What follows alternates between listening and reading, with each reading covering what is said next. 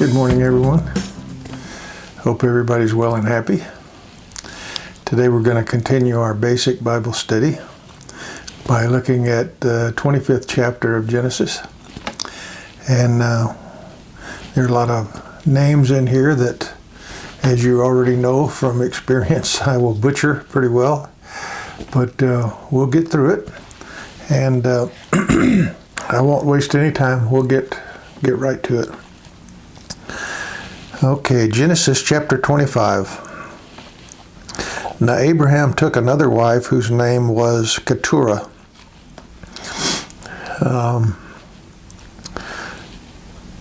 It's not known whether he married Keturah while Sarah was still alive or after she passed away, because Keturah is referred to as a concubine at some point, so we're not quite sure. But she did have children by Abraham.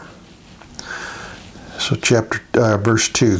And she bore to him Zimran and Joksan and Medan and Midian and Ishbak and Shua. So she had quite a few sons by Abraham.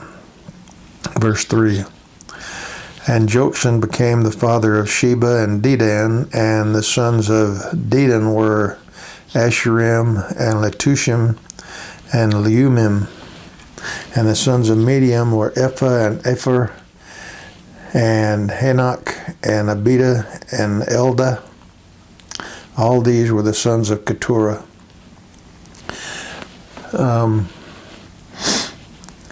So God is blessing Abraham through all of his wives. God has promised that he's going to be the father of a multitude of people, more numerous than the grains of sand on the shore or the stars in the sky. So this is a fulfillment of that promise. Verse 5. Now Abraham gave all that he had to Isaac, but to the sons of his concubines Abraham gave gifts while he was still living, and sent them away from his son Isaac eastward to the land of the east. So God remembers the promises of God regarding Isaac. Isaac is his promised son. He still loves all these other sons, but he's not going to allow competition and strife between all these different brothers. So he gives them gifts, probably starter herds and cattle and things like that, and sends them away to different areas.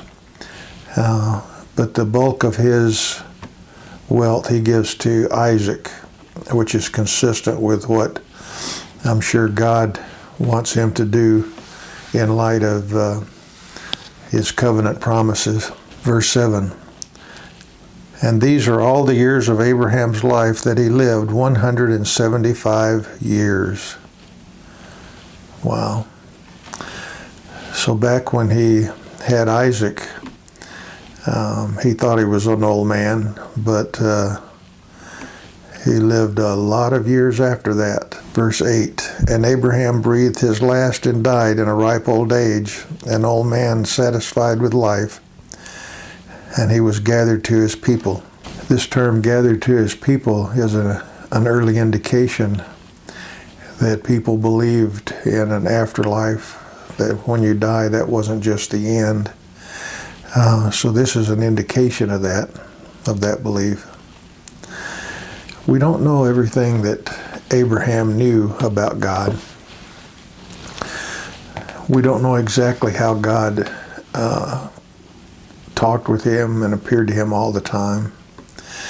We have, the various instances where God appeared to him as a man and spoke to him as a man. We have instances where he saw visions and had dreams.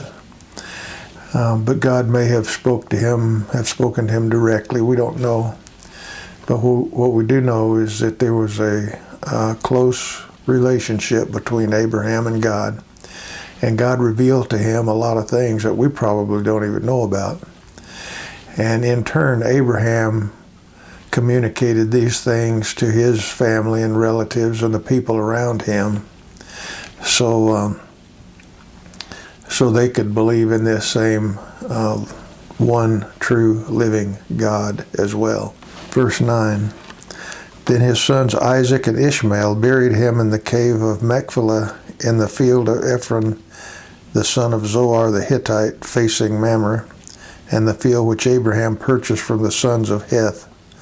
There Abraham was buried with Sarah his wife. So you remember that the account of how he paid a hefty price, but this was actually the only land in the promised land that he ever actually owned. It was a promise God made to him that all of the promised land would be the property of his future generations, but Abraham never saw it. It was something he believed, but he never actually saw it happen.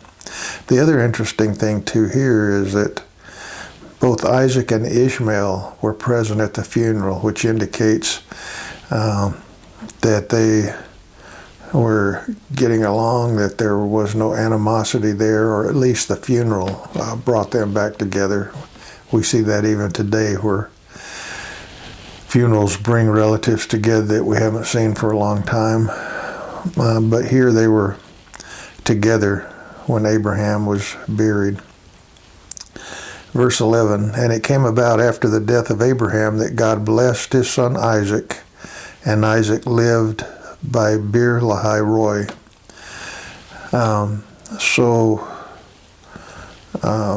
God continues his work in blessing Abraham and his descendants by blessing Isaac. He's also blessing the other descendants as well with children, but this indicates special blessing on Isaac.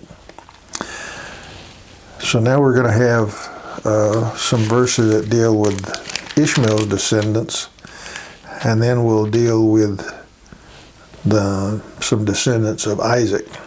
But first we'll go to verse 12, and the descendants of Ishmael. Now these are the records of the generations of Ishmael, Abraham's son, whom Hagar the Egyptian, Sarah's maid, bore to Abraham.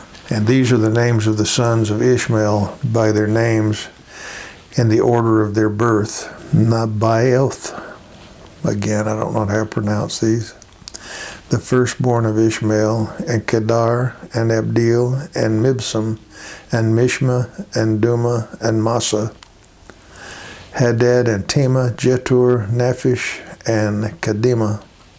These are the sons of Ishmael, and these are their names by their villages and by their camps, 12 princes according to their tribes. And remember, God had promised Hagar that her son would be the father of princes. So God is living up to his word. God never lies. Verse 17, and these are the years of the life of Ishmael, 137 years, and he breathed his last and died, and was gathered to his people. And they settled from Havilah to Shur, which is east of Egypt, as one goes toward Assyria. He settled in defiance of all his relatives. So, in defiance may just mean apart from, over in the east. And this would have been Saudi Arabia, as we know today. Okay, let's go on to the history of Isaac's sons. Verse 19. And these are the records of the generations of Isaac, Abraham's son. Abraham became the father of Isaac. And Isaac was 40 years old when he took Rebekah, the daughter of Bethuel, and Aramenan of Paddan Aram, the sister of Laban, the Aramean, to be his wife. And Isaac prayed to the Lord on behalf of his wife because she was barren, and the Lord answered him, and Rebekah his wife conceived. Similar to what Abraham and Sarah went through, but not as protracted. It was all in God's timing when Isaac was conceived and was born. And again, here we have a similar thing where God intervenes at the right time, makes it possible for Rebekah to conceive, and she starts having children. Verse 22. But the children struggled together within her, and she said, if it is so, why then am I this way? We often do that. Hey, if I'm supposed to have kids, Lord, why are you doing this to me? If I'm supposed to do this, then why is this trouble happening to me? We often question God in that way. But she went to inquire of the Lord. She didn't lose her faith, but she simply asked, why is this going on? Verse 23, and the Lord said to her, 2 nations are in your womb, and 2 people shall be separated from your body, and 1 people shall be stronger than the other, and the older shall serve the younger. Let's remember that. The older shall serve the younger. Verse 24. When her days to be delivered will fulfill, behold, there were twins in her womb. Now the first came forth red, all over like a hairy garment, and they named him Esau, which means red. And afterward his brother came forth with his hand holding on to Esau's heel, so that his name was called Jacob. And Isaac was 60 years old when she gave birth to them. So they got married when she was about 14. He was 40, so that's 20 years later. So she's about 34 when she gives birth. Verse 27, when the boys grew up, Esau became a skillful hunter, a man of the field, but Jacob was a peaceful man living in tents. If we look way ahead to Hebrews in the New Testament, Hebrews 12:16, there it refers to Esau as an immoral and godless man. So we can make an even greater distinction from this verse, where Jacob was a peaceful man and Esau was more of a godless, immoral man. Verse 28, now Isaac loved Esau because he had a taste for game, but Rebekah loved Jacob. So here we are going to see the start of some favoritism here. But also remember, Rebekah had been told by God that the older would serve the younger. So she knew that, and so the younger, Jacob, is her favorite. Verse 29, and when Jacob had cooked stew, Esau came in from the field, and he was famished. But Esau had been out hunting. He comes in all famished. And Esau said to Jacob in verse 30, please let me have a swallow of that red stuff there, for I am famished. Therefore his name was called Edom. Verse 31, but Jacob said, first sell me your birthright. Well, the birthright basically was the firstborn was entitled to double what all the other descendants were entitled to. Because it was assumed they would eventually be the head of the family and would have added responsibilities and things. So they were entitled to this double portion. That was the tradition then. But it could be bartered away or sold or whatever. And so Jacob is enticing him to sell him his birthright. Verse 32, and Esau said, behold, I am about to die, so what of use is the birthright to me? Well, he wasn't talking about about to die that moment, just starving to death. But I think it was an attitude of what good's a birthright to me. By the time I get it, I'll be an old man anyway, might even be dead. I might not even live to see it. So it's really of not much value to me. I'd rather just get rid of it. And so it's kind of flippant, but he didn't really appreciate the importance and significance of it. He really didn't put much store in it. And so he swore to him and sold his birthright to Jacob in verse 33. Verse 34, then Jacob gave Esau bread and lentil stew, and he ate and drank and rose and went on his way. Thus Esau despised his birthright. And that just means he walked away from it. He didn't care about it and didn't put much stock in it. And gave his birthright to Jacob.